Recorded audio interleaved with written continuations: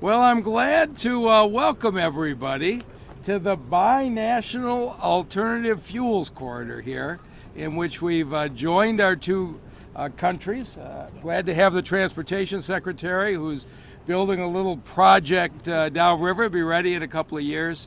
And as we move between our countries, either in the tunnel, the Ambassador Bridge, or the new Gordie Howe Bridge, we want the experience for those driving electric vehicles to be seamless. On the Detroit side, of course, General Motors has got its all-electric plant here, Factory Zero, where it's building the electric Hummers and pickup trucks. To the east, Stellantis is building Grand Cherokees that are hybrid, and over on Michigan Avenue, Ford is moving in its entire electric vehicle design team. The city of Detroit is rolling out 50 sites for EV charging stations. So we're going to make sure that when our Canadian friends come over, you will have no problem finding a place to charge.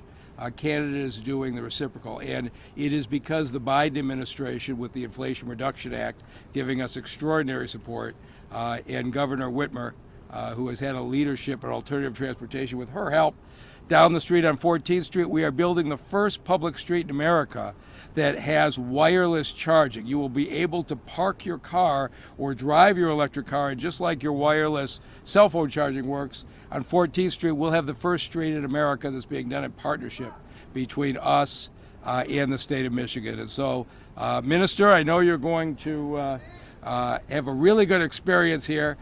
With that, I'm going to turn it over to the leader who has focused on transportation from the first day she announced she's running for governor, and is moving from fixing the damn roads to electrifying the roads, Governor Gretchen Whitmer. Thanks, Mayor. All right.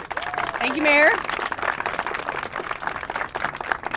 Well, thank you. I couldn't ask for a better partner than Mayor Duggan. As we all know, there is nothing more pure Michigan than accidentally driving into Canada. All right, if you were driving before 9/11, you know that is a real thing. Today we're here to talk about how to make that accidental international journey electric. I want to thank Mayor Duggan for hosting us in the incredible city of Detroit, Michiganders, and U.S. Transportation Secretary Pete Buttigieg for his leadership and his partnership, and a warm welcome to Omar Al-Ghabra. I'm sorry if I mispronounced your last name, Omar, Canada's Minister of Transport. And of course, a familiar hello to all the IBW members who are joining us, Bill in particular, who I'll be introducing in a minute. All of us are very excited to be here to unveil the new Binational EV Corridor connecting Michigan and Canada. It actually goes all the way to Kalamazoo and Quebec City, 860 miles, or as we like to call it in Michigan, not too bad a drive, right? This is the first cross-border electric vehicle corridor of its kind. It will allow seamless international travel between Michigan and Canada, accidental or otherwise, with abundant charging options throughout your journey. So across Michigan, we are hustling to bring home good-paying manufacturing jobs, critical supply chains to help us build cars and chips and clean energy. And since we established the bipartisan economic development work in December of 2021, we've secured over $16 billion of projects, over 16,000 good-paying jobs. Each of these sectors will be instrumental to our economic future. We are grateful for the private and intergovernmental partnerships that have helped us lead the way. And that includes today's corridor. Last week's announcement of grants from the National Electric Vehicle Infrastructure Fund, or NEVI. Because of the bipartisan infrastructure law, Michigan will be receiving $110 million under NEVI to build out our electric vehicle charging infrastructure. We will get those resources out the door efficiently so that we can start putting chargers in every region across the state of Michigan. At the state level, we are taking action to strengthen our mobility and electrification leadership. I propose $65 million for electrical vehicle charging infrastructure in my budget recommendation, building on that $110 million from NEVI. The budget also proposed $64 million to transition more fleets to electric, lowering taxpayer energy costs and emissions in the long run. And I have proposed a sales tax cut of up to $2,400 off of electric vehicles to lower costs for the consumer so that every person gets the opportunity to drive some of these advanced mobility options that we're building here. So earlier this year, we announced $10,000 scholarships to retain top engineering talent in our state at some of the leading mobility companies. Now right now in Michigan, we are proud to be the #1 state for clean energy job growth, according to the U.S. Department of Energy.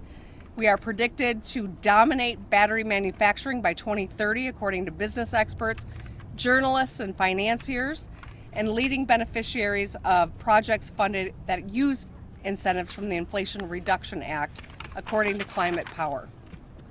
Our efforts together are paying off, securing 35,000 new auto jobs since taking office, and a majority of those are building batteries or electric vehicles in new and refurbished factories. So we're going to continue winning manufacturing investments. Michiganders will be on the job doing what we do best, which is building things.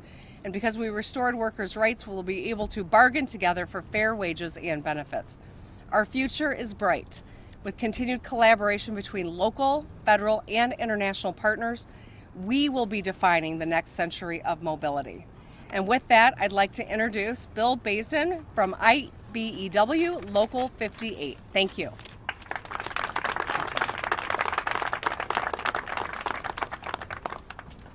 Thank you, Governor Whitmer, Secretary Buttigieg, Mayor Dugan, Minister Alghabra, and other distinguished guests. Thanks for inviting me today to speak on this topic of electric vehicle infrastructure and how important it is between the United States and Canada on our international border. I am Bill Baisden, the founder and owner of Dynamic Electrical Group, as well as a master electrician. My shop works here in Detroit, as well as other surrounding areas. My core business is focused on renewable energy products with an emphasis on EV charging and moving into solar technologies. Because of the potential of these markets, the timing is right. Who are we? Well, I'm proud to be here on behalf of 4,500 men and women of the IBEW Detroit Local 58. We represent construction in Detroit in electrical phase. Electric vehicle adoption is key to the country's climate goals, and IBEW members are on the front lines of this transition. Now, the Department of Transportation is requiring electric vehicle infrastructure training program, or EVITP, certification for all electricians installing EV charging infrastructure. So we're here in Motor City. Well, cars have always been king here in the Motor City, and they still are. There's been a shift in the kinds of cars people are buying. In the past 2 years, we have seen rapid growth in the residential EV charging market to meet the demand of electric vehicles. Local 58 is aggressively training our members to get EVITP certified, and presently Local 58 has over 600 electricians certified. As a jurisdiction bordering our neighbors in Canada, I took note when President Biden went to Ottawa to address the Parliament, Prime Minister Justin Trudeau, in March. As he often does here, he repeated IBEW members would build 500,000 EV charging stations across the United States. Not everyone is aware that the North American Union, the IBEW, has 65,000 members, and 2,000 of them are already certified in EVITP. Now, a little bit about who I am. I didn't take the traditional role getting into this occupation. I'm a native of Detroit. I went into the Army after high school, and I wanted to serve my country and be part of something much bigger than myself.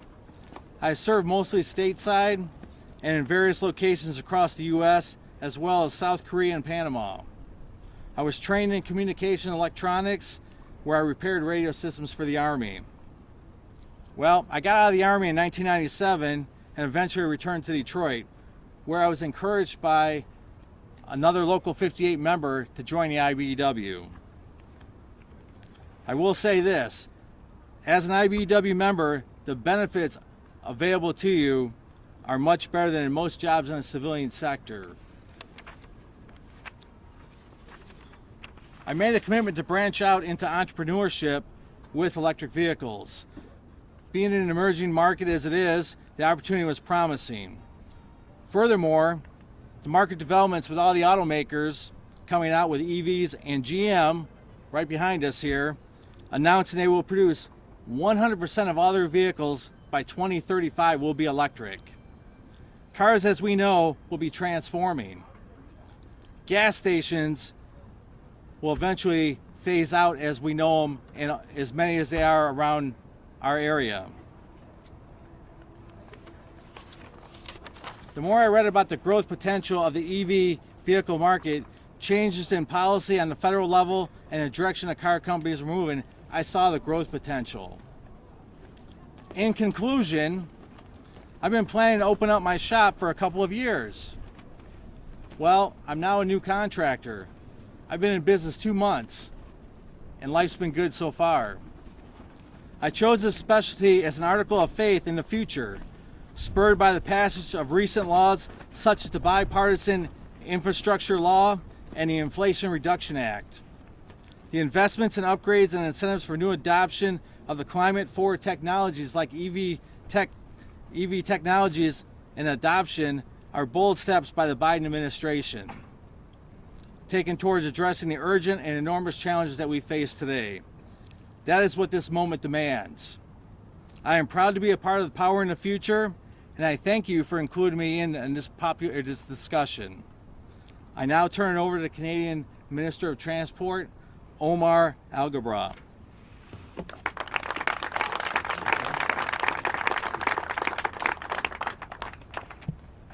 Thank you very much, Bill. Good afternoon, everyone. Bonjour à tous. First, let me just say what an appropriate place to be here making this announcement in Detroit with Windsor, Ontario in the backdrop. I am delighted to be here with Secretary Buttigieg. I'm also delighted to be joined by Governor Whitmer, Mayor Duggan, and Bill from the International Brotherhood of Electrical Workers for this exciting announcement. I don't have to tell you this, but there are no two countries that depend more on each other for their mutual prosperity and security than Canada and the United States. We are bound together by our integrated economies, our history, our shared values to improve the lives of our citizens. And I know that Canada and the US also share the same goal on the environment. On partage le même objectif en environnement. That is why I'm pleased to announce today the first Canada and the United States EV fuel corridor between Quebec City, Canada, and Kalamazoo, Michigan. On annonce le premier corridor pour l'approvisionnement en carburant de remplacement. We know that more and more Canadians and Americans are switching from gas-powered vehicles to zero emission. And one of the ways to encourage these purchases is by letting you know that you will be able to charge your car on the road, especially when you're traveling long distances or across the border, accidentally or not. This new corridor will ensure that charging stations are no more than 80 kilometers or 50 miles apart along a route that represents one of the busiest passenger and trade corridors between our two countries. In Canada, it will go along the 401 highway to Toronto, then onto Highway 20 into Montreal, concluding along Highway 40 to Quebec City. So this is great news that will not only improve convenience for travelers and reduce pollution on our roads, but also create good jobs, as Bill has alluded to, and help grow our automotive manufacturing sector. There's already 215 charging stations on the Canadian side of the corridor, but more to come. This is only the start, as we are planning to add even more stations. On veut ajouter encore plus de stations. I'm also pleased that today's announcement follows on the joint statement on transportation and climate change that the Secretary and I released in 2021, just a few days into our respective jobs. And it also follows the joint statement that Prime Minister Trudeau and President Biden issued in Ottawa in March, which included our long-standing collaboration on zero-emission vehicles. And today is only the beginning, because we will continue to build green corridors between our two countries. So in short, this announcement is great news for travelers and growing our EV sector on both sides of the border. Thank you all for being here. Merci. And now I'd like to give the floor to Secretary Buttigieg.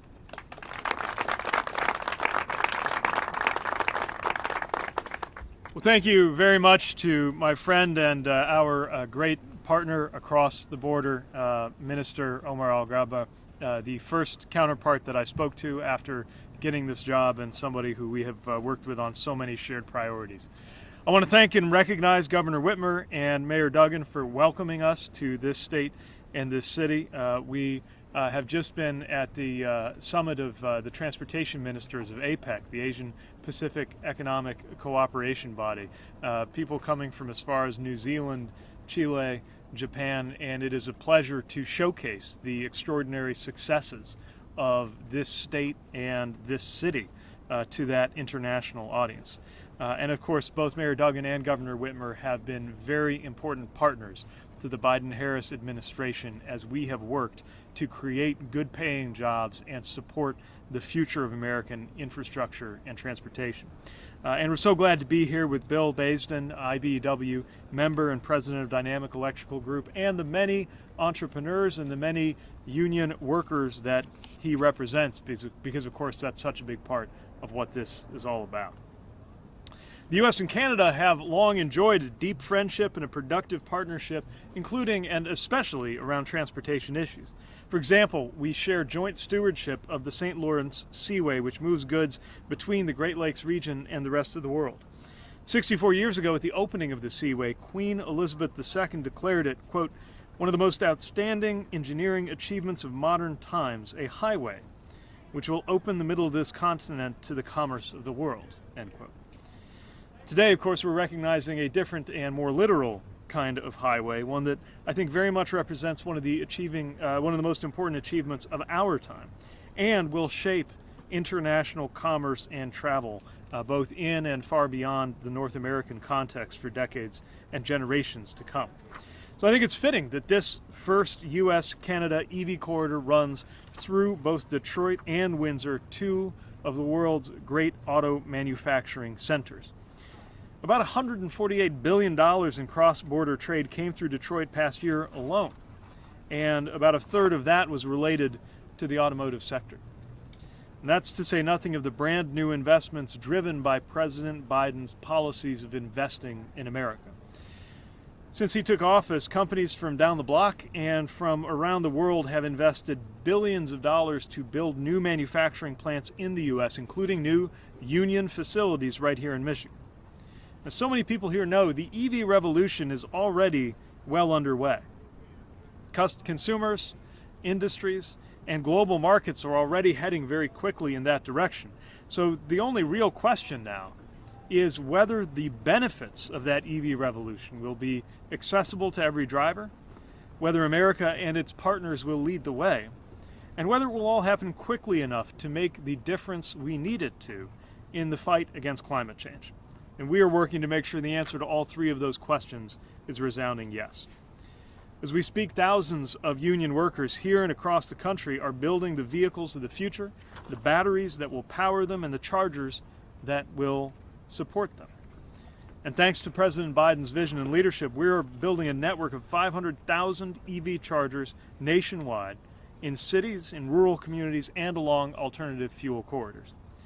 So today, Minister Al-Ghaba and I, carrying through on a commitment made by President Biden and by Prime Minister Trudeau, are proud to announce the first ever U.S.-Canada EV corridor. It's going to stretch 860 miles, around 1,400 kilometers, all the way from Kalamazoo to Quebec City, a corridor that of course includes the Detroit-Windsor tunnel that is beneath us right now. Our goal is for EV drivers to be able to travel far and wide without ever having to wonder or worry about finding a place to charge, not just in the U.S., but across North America. And something we're especially proud of is that our federal investments for EV chargers include those strong workforce requirements, as Bill was describing, like registered apprenticeships and the EVITP, or Electric Vehicle Infrastructure Training Program, through which the IBEW has certified over 20,000 electricians to help build this national network. We don't want to create just any jobs. We want to create good paying, skilled jobs that will help us fight climate change, that will pay the kinds of wages that will help families buy homes, educate their children, and build generational wealth for the future. And that's exactly what we're doing here together. We are working to secure prosperity for this region, this continent, and for our planet, and I am so delighted to be engaging in that work alongside all of you. So thank you very much, and let me direct your attention to the corridor map and again express my appreciation to everybody who is here.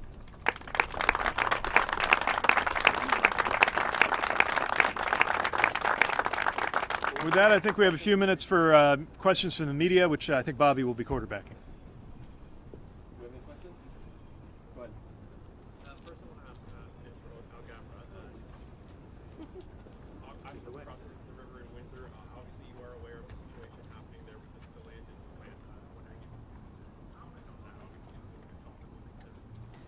Yeah, thank you for the question. I didn't expect that the first question would be coming to me, but thank you for that question.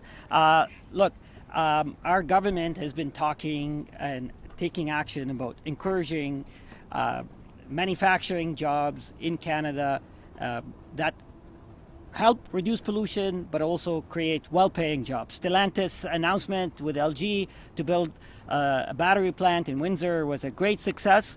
There is ongoing negotiations right now, so I feel confident that that plant will proceed, but there's still ongoing negotiations, so please forgive me if I'm not able to share the ongoing negotiations in public with you, but I am confident that this project is going to proceed ahead. We'll go Kurt Nagel with Craig. My question is, what is being invested in the corridor, and decided that, why did it go to the very corner? Well, I'll share a word and then yield to the minister, but in terms of the funding, we're each contributing our respective abilities to support this network. And on the U.S. side, what that means is that this can help align the work that the state is doing with those NEVI funds. The way that this is designed in terms of the Biden-Harris administration's support for chargers is that we're not dictating how all of that works. Not all of the answers are coming from Washington, but the funding is. And then we provide the basic principles and standards, including those labor standards, but also standards around making sure that these chargers are easy to use, interoperable, transparent in terms of pricing, so that we really have quality as well as quantity on the network. And in terms of the locations, it's built on our partnership with the Department of Energy, where we've been working for years together to identify alternative fuel corridors, and that important relationship with our Canadian partners so that we can identify how that connection can best take shape. So we're all in on this future, and so glad that we can coordinate both intergovernmentally with city and state partners domestically, and internationally with our friends, I suppose here I say our neighbors to the south, because Windsor sits south of Detroit, but with our Canadian neighbors and friends. My question is, why is 402 I'll be quick. Look, for Canada, the Windsor-Quebec City corridor is the busiest corridor for us. And as I stated in my remarks, in order for us to continue to encourage Canadians buy zero-emission vehicles, we need to ensure that we support the creation and the establishment of charging stations everywhere. So ensuring that we have charging stations at the busiest corridor is essential. There, as I mentioned in my remarks, there are a couple of hundreds charging stations, many of which have been supported by federal Canadian government investment to build those charging stations. And I want to take a moment to thank Secretary Buttigieg for his leadership on this. This is part and parcel of our collaborative effort over the last couple of years, not only to grow the economy, not only to enhance the resilience of our supply chains, but also to decarbonize the transportation sector. This is part and parcel as well of a recent announcement that we made about green shipping corridors in the Great Lakes. So this is an ongoing effort where both of our governments are taking action to create jobs, but also reduce pollutions. Thank you. Basically, for someone watching this, what do you say to the person that's maybe a little nervous about buying an electric vehicle? Well, look, this transition isn't going to happen overnight, but it's happening quickly. And what I want people to know is that electric vehicles offer an opportunity to capture savings from of course, fuel savings directly, but also maintenance savings, so that cost of ownership is increasingly becoming lower than it is for traditional gas cars. We're not just urging people to do it because we think it's good for the climate, although it is. We're inviting people to capture those savings, acting to make it easier by making those vehicles cheaper in the first place, with support like what we have in the Inflation Reduction Act, and then making sure that you can depend on a charging network. I would also make sure people realize that if you live in a single-family home and have a garage, as many Americans do, you already have charging infrastructure, whether you realize it or not. It's the plug in the wall. That's how we charge our hybrid plug-in minivan in Traverse City. But whether you do or don't have access to a garage, you're going to need those chargers along the way as well. And that's why we're working to make sure we support you, if you're already an EV owner or if you're going to be in the future, with those options, so that you know, just as sure as you're setting out on a road trip today, you're going to find a gas station when you need it, that the same is true for those electrons you need to affordably and cleanly fill up your car. Has the train service been stopped regarding the speed because of electric? From Detroit to Chicago is 4 hours, and it's going to be cut it down to an hour. That's still going to go forward, or will electric stop that? So in terms of our aspiration for high-speed rail, those goals continue to be important to us. There's no one fix for all of the improvements we need to make economically and climate-wise for our economy. It's why under President Biden's infrastructure law, we are investing in both repairing and upgrading our rail systems. And I know that there are visions from across the Midwest for how to do that. Won't happen overnight, but it's very important to provide those alternatives as well as electric vehicles and an increasingly clean and customer-friendly aviation sector. We're going to continue pushing at all three levels. Haley Hall with the Detroit News. Mr. Secretary, last week we attended the voting endorsement for President Biden until they see help in a have a just transition to electric vehicles. What can the administration do to help lead them through an entire seamless transition? One thing that's very important to this administration and certainly to the president is supporting our union workers. It's important to me. I grew up in South Bend, Indiana, home of Local 5 and Local 9. I know firsthand how the rise of the middle class was made possible through union workers and the good jobs they provided. We've talked about the building trade side of that with things like the IBEW partnership. Same is true in making sure that workers are benefiting from this EV revolution. Our message is that EV revolution is happening across the automotive sector, and it's going to happen with or without us. We have to make sure that there is success for the U.S. and our friends and for union workers in that transition, and it's something that we take very seriously. All right, thank you everybody for coming out. Appreciate it.